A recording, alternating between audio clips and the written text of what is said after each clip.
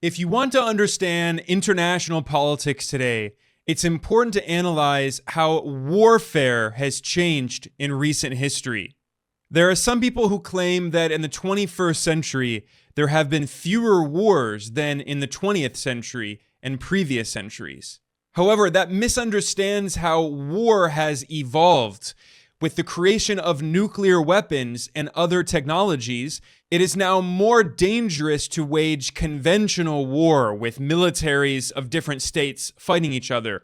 So instead, in the past several decades, war has become more and more unconventional. Governments and non-state actors use other forms of war, including psychological war, information war, technological war and cyber war, and of course, economic war. And the United States in particular has become the master of economic war. The Washington Post calculated that the US government has imposed sanctions on 1/3 of all of the countries on Earth, including 60% of low-income nations, especially in Eurasia and Africa. By the way, pretty much all of those sanctions are illegal under international law. They are considered unilateral coercive measures. But because the US is an empire, a global hegemon, there are no consequences when it constantly violates international law and wages economic war against countries all around the world. And sometimes Western defenders of sanctions claim that supposedly sanctions are non-violent. They're a peaceful form of pressure that Western governments can take. That is absolutely not true. This is war by other means. In fact, sanctions often lead to even more deaths than conventional military war.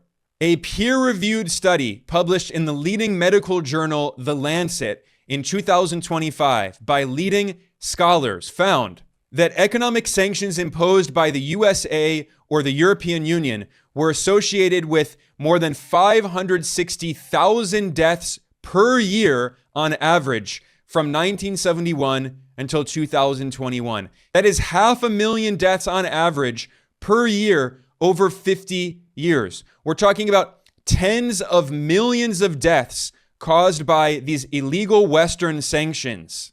Sanctions are not peaceful. They're not an alternative to war. I repeat, they are another form of war that can be just as deadly, if not more so.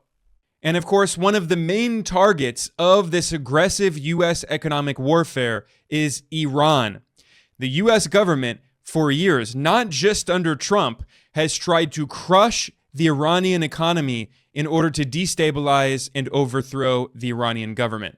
However, although this U.S. economic war against Iran is bipartisan, that is true. We saw that the George W. Bush administration and the Obama administration imposed very aggressive sanctions against Iran. With all of that said, the Trump administration, both in its first term and now in its second term, has taken this economic war against Iran to a whole new level. Trump declared what he called a maximum pressure campaign to try to destroy the Iranian economy. And Trump's Undersecretary of State, Jacob Hellberg, who is a neoconservative warmonger, boasted on Twitter that, quote, President Trump's strategy of maximum pressure has brought the regime to its knees, end quote. And as the U.S. is dropping economic bombs on Iran's economy, Trump is threatening to drop physical bombs to bomb Iran again, just as he attacked Iran in June 2025. And Trump claims that these new bombings, these new airstrikes will be, quote, far worse, end quote. Back in June 2025, when Trump bombed Iran, he openly called for regime change. And he's been promoting this slogan, Make Iran Great Again, MAGA. And then more recently, in January 2026, as Iranians were protesting in the streets, Trump openly supported them as they were burning down government buildings. And he wrote on his social media website, Truth Social, quote, Iranian patriots, keep protesting, take over your institutions, help is on its way, MAGA, end quote. In January, Trump also boasted that he sent a, quote, massive armada, end quote, of U.S. military forces to the Middle East, to West Asia, to surround Iran, to prepare for a conventional war. And let's not forget that these threats came just a few weeks after Trump bombed Venezuela and kidnapped Venezuela's internationally recognized president, Nicolas Maduro. The New York Times created a map showing where some of the U.S. military forces in the region are, including 2 U.S. destroyers, which are next to the Strait of Hormuz, which is one of the most important geostrategic choke points on Earth. Millions of barrels of oil travel through that very small choke point every day. There are also 3 combat ships off the coast of Iran, as well as in the Arabian Sea.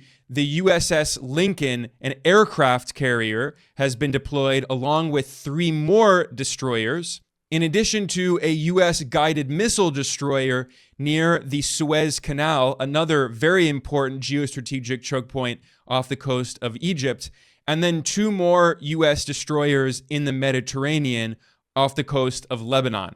The U.S. empire has also surrounded Iran with dozens of military bases in the region and at least 40,000 U.S. troops, especially in some of the Gulf monarchies like Kuwait, Bahrain, Qatar, the UAE, and Oman. So if Trump bombs Iran again, it's very possible this could spread into a regional war, given that Iran has made it clear that it will retaliate in self-defense against this U.S. war of aggression and could potentially hit U.S. military bases and troops stationed in the dozens of bases surrounding it in the region. So this is a very dangerous moment that could grow into a large conventional military war. But today I'm going to be focusing on something related but slightly different, which is the economic war that the U.S. has been waging against Iran. Because top Trump administration officials have been boasting that they are trying to collapse Iran's economy. That was the language used by Trump's Treasury Secretary, Scott Bessent, who is a billionaire hedge fund manager from Wall Street. In an interview on Fox News, Scott Bessent boasted that the so-called maximum pressure campaign of brutal U.S. sanctions on Iran collapsed Iran's economy. By the way, these U.S. sanctions are completely illegal according to international law. Bessent also sadistically gloated about the fact that Iran is running out of dollars, which has led to significant inflation, and Iran cannot pay for imports, which has caused an economic crisis, which is why people are protesting. So this is clearly the intention. The U.S. wants to destabilize the government, and the U.S. is supporting these protests that it started in the first place. Now, that Fox News interview is from January 2026. And in that segment, Scott Bessent mentioned a speech that he delivered at the Economic Club of New York in March 2025. In those remarks, the U.S. Treasury Secretary admitted that the Trump administration's so-called maximum pressure campaign on Iran was, quote, designed to collapse its already buckling economy, end quote. Listen here, where a top U.S. official admits they're trying to collapse Iran's economy, and he takes credit for destroying the Iranian currency, the rial, by starving Iran of hard currency, leading to very high rates of inflation. In the speech that Scott Bessent gave at the Economic Club of New York, he admitted that the Trump administration's so-called maximum pressure campaign is designed to collapse Iran's oil exports, to shut down the country's oil sector, and to prevent Iran from accessing the international financial system. And because the United States is at the center of the international financial system, and the US dollar is the global reserve currency, this makes US sanctions particularly devastating, very painful, especially for small and medium-sized countries.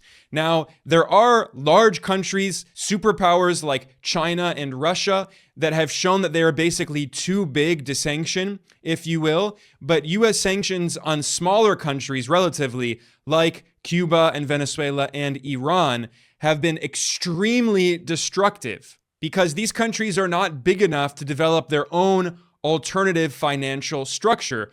China and the BRICS countries are slowly, gradually trying to develop an alternative international financial infrastructure, but that's going to take decades.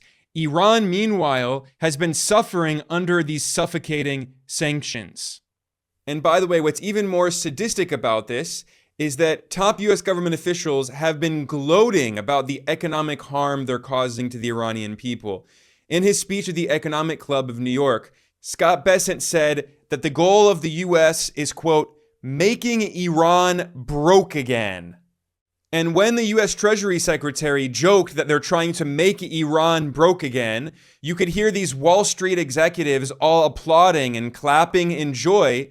And behind Scott Bessent on stage was sitting Steven Schwarzman, the billionaire oligarch who's the CEO of Blackstone, the largest alternative asset manager on earth, which has a massive private equity arm. Blackstone, by the way, is the largest landlord in the United States. This Wall Street firm owns more than 300,000 rental housing units in the US. And it's not a coincidence that this billionaire oligarch, Steven Schwarzman, was one of the main funders of Donald Trump's presidential campaign. So it's obvious that the Trump administration's policies are designed in order to serve the economic interests of these big capitalist oligarchs, these billionaires, robber barons from Wall Street. They're not even hiding it. I mean, Scott Bessent himself is a billionaire who is a hedge fund manager on Wall Street. And Bessent's admission that the US government is intentionally trying to cause hyperinflation in Iran to collapse the economy, those remarks are extremely revealing. Because when you listen to the Western media, they constantly blame the high rates of inflation in Iran on corruption and mismanagement. And obviously, yes, there's corruption in every country on earth, including, by the way, there's a ton of corruption in the US government, but that's an issue for another video. Of course, there's also mismanagement in many countries, especially when you're under sanctions, when you're under siege, and you have economic crises, so you have a lot of brain drain. So a lot of technocrats in Iran have immigrated. They've left the country. People who are skilled in engineering and have a medical background and scientists, they often leave the country. This is a common problem, brain drain, in many global South nations. But in the case of Iran, it's obvious that the main cause of the high rates of inflation are the illegal US sanctions that have been imposed on Iran. If you look at recent inflation data, it's true that inflation has been very high, of 40 to 50%. But what's interesting is if you go back to 2016 and 17 into 2018, inflation was relatively quite low.